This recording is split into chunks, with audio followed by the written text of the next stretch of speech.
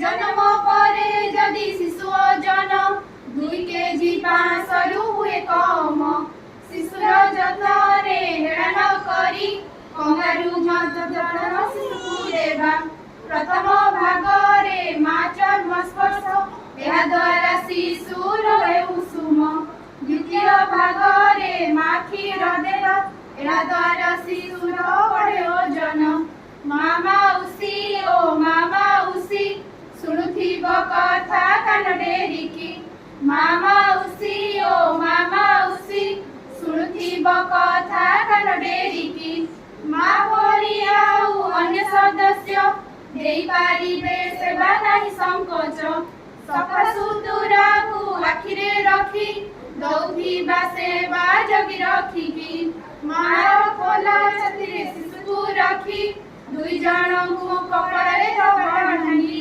एही परि सेवा शिशुकु देवा रोग जातनारू दूरे रखिबा मामा उसी ओ मामा उसी मने रखिबु गोटी गोटी की मामा उसी ओ मामा उसी मने रखिबु गोटी गोटी की।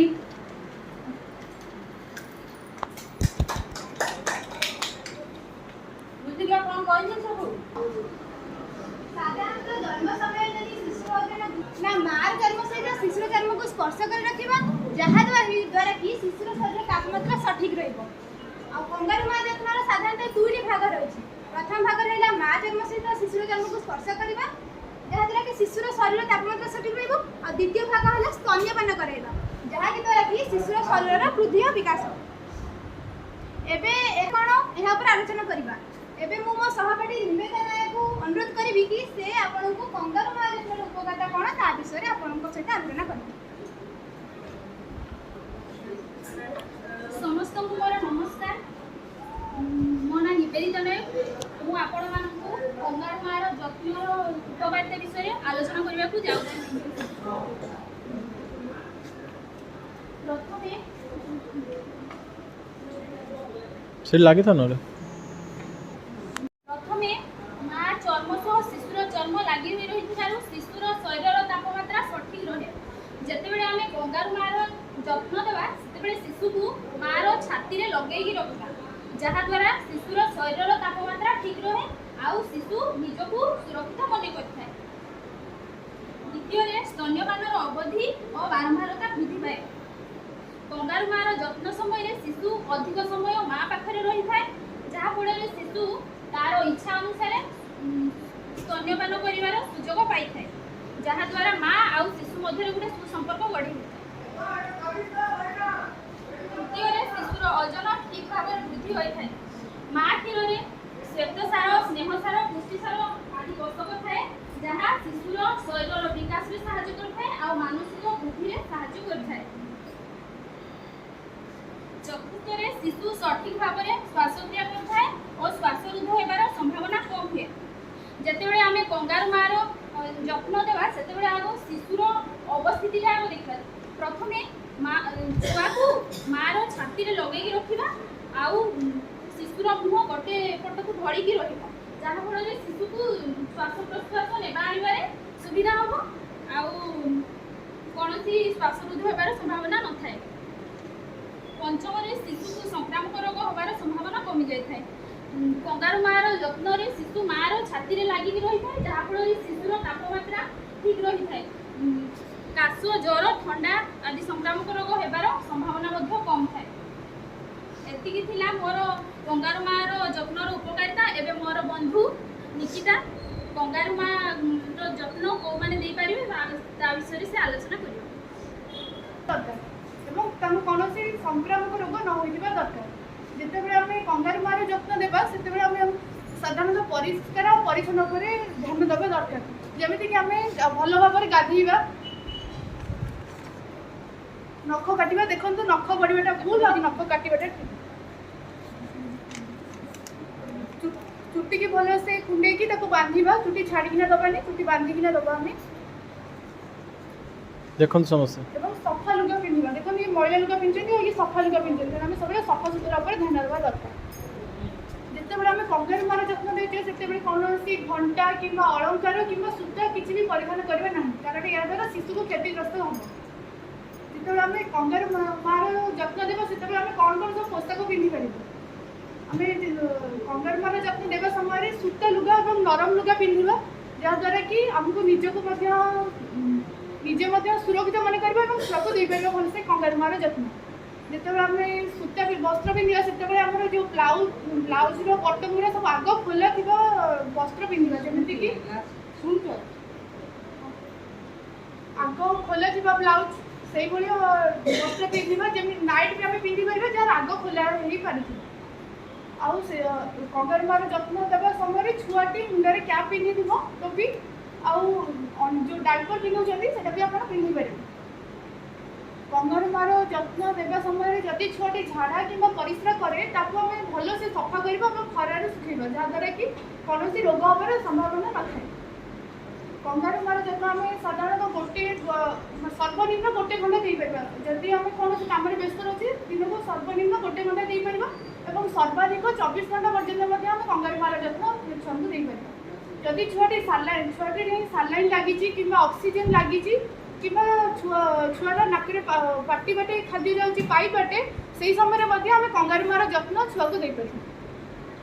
ଏବେ କଙ୍ଗାରୁ ମାର ଯତ୍ନର ପ୍ରଣାଳୀ କ'ଣ ସେଇ ବିଷୟରେ ମୋ ବନ୍ଧୁ ପଲ୍ଲବୀ ଆପଣମାନଙ୍କ ସହିତ ଆଲୋଚନା କରିବେ।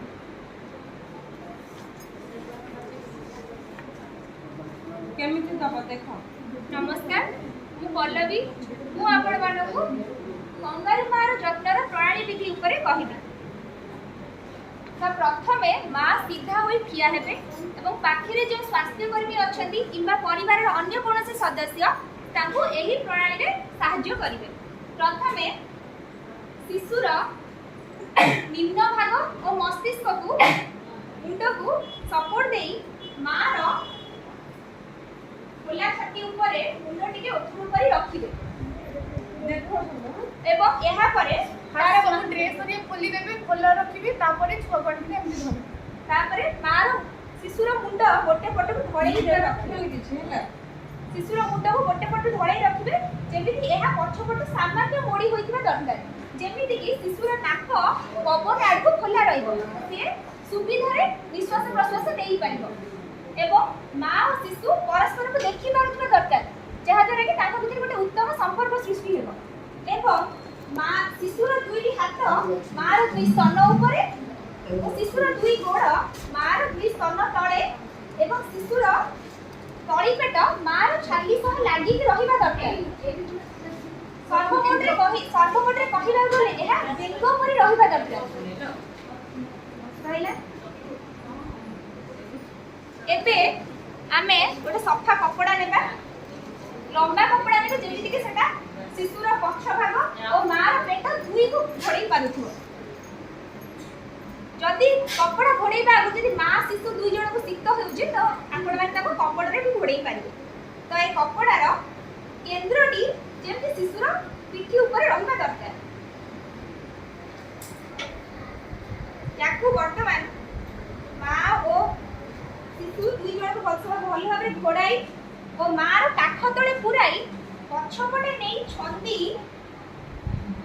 ୟାକୁ ସାମ୍ନାକୁ ଆଣିବେ। ସାମ୍ନାକୁ ଆଣି ଶିଶୁର ନିତମ୍ବ ବା ଅଣ୍ଟା ତା ତଳେ ଗୋଟେ ମଜବୁତ ଭାବରେ ଗୋଟେ ଗଣ୍ଠି ପକେଇବେ, ଯେମିତି ଏହା ଅଧିକ ଟାଇଟ୍ ନ ହେବ କି ଅଧିକ ଢିଲା ନ ହେବ ଓ ଏଥିରେ ମା ମଧ୍ୟ ଆରାମ ଅନୁଭବ କରୁଥିବ ଏବଂ ଶିଶୁ ଖସି ପଡ଼ିବାର କୌଣସି ବି ଭୟ ନଥିବ। ଯଦି ଆପଣମାନେ ଏଥିରେ ସହଜ ଅନୁଭବ କରିପାରୁନାହାନ୍ତି ତେବେ ଆପଣମାନେ ବଜାରରେ କଙ୍ଗାରୁ ମା ଯତ୍ନ ପାଇଁ ଯେଉଁ ଷ୍ଟ୍ରେଚିଂ ପ୍ୟାଡ୍ ମିଳୁଛି ସେଥିରେ ମଧ୍ୟ ଆଣିକି ଏହି ଯତ୍ନ ଦେଇପାରିବେ। ଯଦି ମା ଏଥିରେ ସହଜ ଅନୁଭବ କରୁଛି ତେବେ ସିଏ ନିଜେ ଏହାକୁ ଦେବାକୁ ଚେଷ୍ଟା କରିବ, ତ ଏହାଦ୍ୱାରା ମା ମାନେ ମଧ୍ୟ ଆତ୍ମନିର୍ଭରଶୀଳ ହୋଇପାରିବେ। ତ ଆମେ ସବୁବେଳେ ଧ୍ୟାନ ରଖିବା ଯେମିତି ଶିଶୁର ନାକ କି ଶିଶୁର ମୁହଁ ଘୋଡ଼େଇ ନ ହୋଇଥିବା ଦରକାର, ଯେମିତି ଶିଶୁର ନାକ ପବନ ଆଡ଼କୁ ରହିଥିବା ଦରକାର, ଶିଶୁ ଯେମିତି ସୁରୁଖୁରୁରେ ଶ୍ୱାସକ୍ରିୟା କରିପାରୁଥିବା ଦରକାର। ଆଉ ଆପଣମାନେ ଏହା ବି ଲକ୍ଷ୍ୟ ରଖିବେ ଯେମିତି ମା ଏ କଙ୍ଗାରୁ ମା ଯତ୍ନ ଦେବା ସମୟରେ ଅଲଗା କାର୍ଯ୍ୟ ମଧ୍ୟ କରିବାକୁ ସକ୍ଷମ ହେଇପାରୁଥିବା ଦରକାର, ଯେମିତିକି ଛିଡ଼ା ହେବା, ଚାଲିବା, ଖାଇବା ଅନ୍ୟ କାର୍ଯ୍ୟ ମଧ୍ୟ କରିପାରୁଥିବା ଦରକାର। ଯଦି ମା ଆରାମଦାୟକ ଅବସ୍ଥାରେ ରହିଛନ୍ତି ତ ଆପଣମାନେ ଯେମିତି ସାମାନ୍ୟ ଆଉଜି ହୋଇ କିମ୍ବା ଗୋଟେ ଆରାମ ଚେୟାରରେ ବସିକି ମଧ୍ୟ ଏହି ଯତ୍ନ ଦେଇପାରିବେ। ତ ଏବେ ଆମେ କେତୋଟି ଜିନିଷ ପ୍ରତି ଧ୍ୟାନ ଦେବା କଙ୍ଗାରୁ ମା ଯତ୍ନ ଦେଲା ବେଳେ। ତ ତା ହେଉଛି କଙ୍ଗାରୁ ମା ଯତ୍ନ ଦେଲା ବେଳେ ଆପଣ ଶିଶୁର ଶ୍ୱାସକ୍ରିୟା, ଶିଶୁର ଶରୀରର ତାପମାତ୍ରା, ଶରୀରର ରଙ୍ଗ ଏ ଉପରେ ବେଶୀ କରି ଧ୍ୟାନ ଦେବେ। ଯଦି ଶିଶୁ ସକ୍ରିୟ ନାହିଁ, ଯଦି ଶିଶୁ ବାରମ୍ବାର ନିଶ୍ୱାସ ନେଉଛି ଜୋରେ ଜୋରେ, ଯଦି ନିଶ୍ୱାସର ବ୍ୟବଧାନ ଅଧିକ ରହିଛି କିମ୍ବା ଶିଶୁର ଜିଭ ଓ ଚର୍ମ ନୀଳ ପଡ଼ି ଯାଉଛି କିମ୍ବା ଶିଶୁର ପାଦ ଓ ହାତ ଥଣ୍ଡା ଲାଗୁଛି, ତ ଡେରି ନ କରି ସାଙ୍ଗେ ସାଙ୍ଗେ ନିକଟସ୍ଥ ସ୍ୱାସ୍ଥ୍ୟ କେନ୍ଦ୍ରରେ ଯାଇ ପରାମର୍ଶ କରନ୍ତୁ। ଏବଂ ଏବେ ଆମେ ଜାଣିବା କଙ୍ଗାରୁ ମାର ଅବସ୍ଥିତି ବିଷୟରେ ଜାଣିଲେ କେମିତି ରଖିବେ ଶିଶୁକୁ, ବେଙ୍ଗ ଭଳି କହିଲି। ତ ଏବେ ବୁଝିପାରିଲେ ନା ନାହିଁ? ତ ଏବେ ଏବେ ଜାଣିବା କଙ୍ଗାରୁ ଏଠି ହେଇ ବେଙ୍ଗ କରିକି ମୁଁ ଆପଣଙ୍କୁ ଦେଖେଇଲି, ଏଠି ଚିତ୍ର ବି ରହିଛି। କଙ୍ଗାରୁ ମା ଖାଦ୍ୟ ବିଷୟରେ ଜାଣିବା। କଙ୍ଗାରୁ ମାର ଖାଦ୍ୟ କ'ଣ ହେବା ଦରକାର? କେବଳ ମା କ୍ଷୀର, ଅନ୍ୟ କୌଣସି ନାହିଁ, କେବଳ ମା କ୍ଷୀର। ଏଥିରେ ଆପଣ ଏ ଲୁଗାକୁ ଟିକେ ଢିଲା କରି ଶିଶୁକୁ କ୍ଷୀର ଦେବା ଅବସ୍ଥିତିରେ ରଖି, ସ୍ତନ୍ୟପାନ କରିବା ଅବସ୍ଥିତିରେ ରଖି ମଧ୍ୟ ଏଥିରେ ଆପଣ ଶିଶୁକୁ ସ୍ତନ୍ୟପାନ କରାଇ ପାରିବେ। ତ ଏବେ ଏହି ଯତ୍ନ ଆମେ କେତେ ଦିନ ପର୍ଯ୍ୟନ୍ତ ଦେଇପାରିବା? ଏହି ଯତ୍ନ ଶିଶୁର ଓଜନ 2 କେଜି 500 ହେବା ପର୍ଯ୍ୟନ୍ତ ଆମେ ଦେଇପାରିବା। ଏବଂ ମୋ ସହପାଠୀ ଯେମିତି କହିଲେ ସର୍ବନିମ୍ନ 1 ଘଣ୍ଟା, ସର୍ବାଧିକ ଆପଣ 24 ଘଣ୍ଟା ମଧ୍ୟ ଏହି ଯତ୍ନ ଦେଇପାରିବେ। ଆହୁରି ମଧ୍ୟ ଏହି ଯତ୍ନ ଦେବା ଦ୍ୱାରା ଆମର ପଞ୍ଚ ଇନ୍ଦ୍ରିୟର ବିକାଶ ହେଉଛି। କେମିତି? ଯେମିତି ଆମର ଏହି ଯତ୍ନ ଦେବା ଦ୍ୱାରା ଶିଶୁ ମାର ବକ୍ଷ ସାଙ୍ଗରେ ଲାଗିକି ରହୁଛି, ତ ଏହା ଦ୍ୱାରା ଶିଶୁ ମଧ୍ୟ ମାର ସ୍ପର୍ଶ ଜାଣିପାରୁଛି, ମା ମଧ୍ୟ ଶିଶୁର ସ୍ପର୍ଶ ଜାଣିପାରୁଛି। ଏବଂ ଶିଶୁ ଯେତେବେଳେ ମାର ବକ୍ଷ ସହ ଲାଗିକି ରହୁଛି, ସିଏ ମାର ହୃଦସ୍ପନ୍ଦନ ଶୁଣିପାରୁଛି ଓ ମାର କଥା ମଧ୍ୟ ଶୁଣିପାରୁଛି ଏବଂ ଶିଶୁ ମାର ଗନ୍ଧ ମଧ୍ୟ ବାରିପାରୁଛି। ତା ଇଚ୍ଛା ଅନୁସାରେ ମା କ୍ଷୀର ପାଇପାରୁଛି। ତ ଏହା ଦ୍ୱାରା ମା କ୍ଷୀରର ସ୍ୱାଦ ମଧ୍ୟ ସେ ଜାଣିପାରୁଛି। ତ ଏମିତି ଏବଂ ଶିଶୁର ଆମେ କ'ଣ ଶିଶୁର ତାପମାତ୍ରା ମଧ୍ୟ ଠିକ୍ ରହୁଛି, ତା ଓଜନ ମଧ୍ୟ ଠିକ୍ଠାକ୍ ବୃଦ୍ଧି ହେଉଛି। ତ ଆଶା କରୁଛି ଆପଣମାନେ କଙ୍ଗାରୁ ମାର ଯତ୍ନ ବିଷୟରେ ବିସ୍ତୃତ ବିବରଣୀ ପାଇଥିବେ। ଯାହା ଆପଣଙ୍କ ମନରେ ଯଦି କିଛି ବି ଶଙ୍କା ରହିଛି ତ ଆପଣ ଦ୍ୱିଧା ନ କରି ଆମମାନଙ୍କୁ ପଚାରି ପାରିବେ। ଖାଦ୍ୟ କ'ଣ ହେବା ଦରକାର? କେବଳ ମା କ୍ଷୀର। ହଁ, ବୁଝିଛନ୍ତି ଆପଣମାନେ? ବହୁତ ବହୁତ ଧନ୍ୟବାଦ। ଅବସ୍ଥିତି କେମିତି ହେବା ଦରକାର ମାର ଛାତି ଉପରେ? ବେଙ୍ଗ ଭଳି। ଆପଣମାନେ ତ ଭଲସେ ବୁଝିଛନ୍ତି। ଆଶା କରୁଛି ଆପଣ ମଧ୍ୟ ଏହାକୁ ନିଜ ନିଜ ଦୈନନ୍ଦିନ ଜୀବନରେ କାର୍ଯ୍ୟରେ ଲଗେଇବେ। ଏହା ଥିଲା ଆମର ଆପଣଙ୍କୁ ଏଇ ବିବରଣୀ ପ୍ରଦାନ କରିବାର ଥିଲା। ଯଦି କିଛି ଆମ ତରଫରୁ ଭୁଲ ରହିଛି ତାହେଲେ ଆମେ କ୍ଷମା କରିଦେବେ ଏବଂ ଯଦି ଆଉ କିଛି କାହା ମନରେ ଶଙ୍କା ଅଛି ତାହେଲେ ଆପଣମାନେ ନିଶ୍ଚିତ ପଚାରିପାରିବେ। ପଚାର ମାନେ କହିବେ ସବୁ। କିଛି ଯଦି କ୍ୱେଶ୍ଚନ୍ ମନରେ ଆସୁଛି ତାହେଲେ ପଚାରି ପାରନ୍ତି। ପଚାର।